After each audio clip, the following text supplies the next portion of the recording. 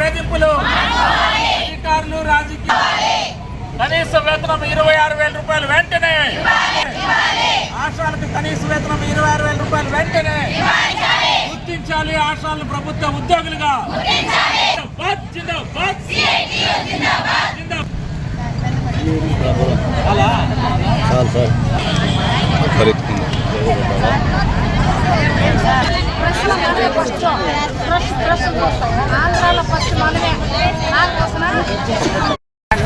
ఈరోజు CI2 పిలుపు మేరకు ఆశా వర్కర్లందరూ రాష్ట్ర వ్యాప్తంగా ధర్నా కార్యక్రమాన్ని చేపట్టడం జరిగింది.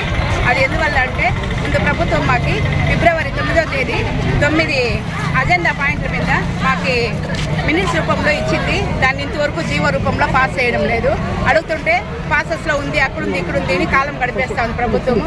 కాబట్టి ఈరోజు ఆశా వర్కర్లందరూ రోడ్డు మీదకి వచ్చి మా సమస్యల్ని పరిష్కరించుకోవడం కోసం రావడం జరిగింది. అదేమిటంటే ఒకటి, ఆశా వర్కర్లకి వెంటనే వేతనం పెంచాలి.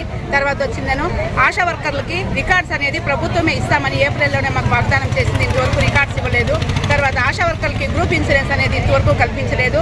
ఆశా వర్కర్లకి రిటైర్మెంట్ బెనిఫిట్స్ 60,000 ఇస్తామని వాగ్దానం చేసినారు. అది కూడా ఇంతవరకు జీవో రూపంలో రావడం లేదు.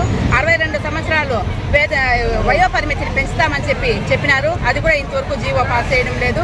తర్వాత ఆశా వర్కర్లకి పని భారాన్ని పెంచేసి వేతనం మాత్రం పెంచకుండా ప్రభుత్వాలు, ముందు ప్రభుత్వం కానీ ఇప్పుడు వచ్చిన ప్రభుత్వం కానీ ఆశాల యొక్క ఆవేదనను ఇంతవరకు అర్థం చేసుకోవడం లేదు. ఆశాలని చాలా ఇబ్బంది పెడుతున్నారు ప్రభుత్వం. రాష్ట్ర ప్రభుత్వం రాష్ట్ర వ్యాప్తంగా ఈరోజు ఆశాలు మాతా శిశు సంరక్షణ పేరుతో మాత్రమే ఆశాలు నియమించుకున్నారు. ఈరోజు వాళ్ళు మన శిశువులని అదేవిధంగా తల్లి బిడ్డలను మాత్రమే సంరక్షణ చేయాలి, ఇది వాళ్ళ పని. కానీ ఈరోజు ఆ పని కాకుండా అనేక రకాల పనులు ఈరోజు టీబీ టెస్టుల దగ్గర నుంచి అన్ని రకాల పనులు ఈరోజు ఆశా వర్కర్ల దగ్గర చేయిస్తున్నారు. ఇది అదనపు భారం.